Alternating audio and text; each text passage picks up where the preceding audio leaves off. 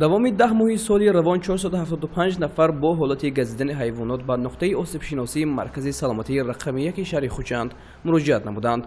با گفته جمشید عبداللهیف مدیر نقطه آسیب شناسی این نشان داد در مقایسه با سال گذشته 2 مرتبه کم می باشد. سبب کم شدن مراجعت را نام برده چنین شرح داد. سبب کم شدن حیوان مراجعت بیماران با حالت حیوان گزیده ما در این می‌بینیم که خلق بسیارتر به این چیز اهمیت بسیار کلان دارد.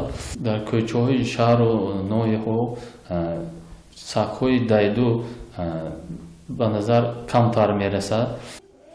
با گفته جمشید عبداللهیف از 475 مراجعت وابسته به حالت‌های گزیدن حیوانات بیشتر از 200 عددش را حالت گزیدن سگ تشکیل می‌دهد. این حالت هم بیشتر میان نفران میان سال به نظر می‌رسد. با گفته آسیب شناس در مقایسه با دیگر حیوانات حالت گزیدن سگ به سلامتی شخص بیشتر خطر دارد. میان سال خردسالان با تحت نظارت که هستند بسیارتر کمتر مراجعت می‌کنند.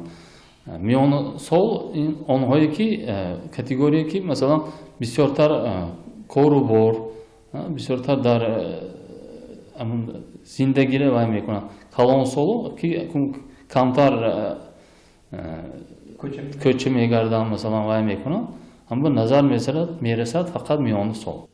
باید گفت که هنگامی گزیدن حیوان اگر او دارای بیماری هوری باشد ویروسی آن به تارهای عصب تاثیر نموده به معنی سر حرکت میکند. در بیمار حالتهای تب، فراموش خاطری، کشش خوردن موشک‌های گلو، نفس تنگی و دیگر حالتها به چشم میرسد که این حالت تا به فوت میبرد. هنگامی حیوان گزیده سه حالت میباشد.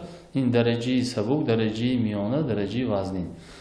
درجه وزنین این همون وقت میشد که اگر جاهایی که بسیارتر تارای عصب بسیار میباشند، این انگشتای دست، انگشتای پا، رو، سر، گردن، این همین جاهای گزیده رو ما درجه وزنی مینامیم که با بسیارتر تارای عصب بسیار میباشند. این حالت به نظر کمتر میرسد. بسیارتر حالت‌های میانه. درجه سبک این درجه که به آسیبی پوست مثلا خون خراشیدگی یا گزیدگی به برآمدی خون می باشد. باید گفت که از 475 مراجعت وابسته به گزیدن حیوانات به نقطه آسیب شناسی مرکزی سلامتی رقم 1 در برابر حالت‌های گزیدن سگ، اینچنین دیگر حیوانات به مانند حیوانات خانگی از قبیل گربه، گاو، گوسفند، خرگوش و غیره نیز به قید گرفته شده است.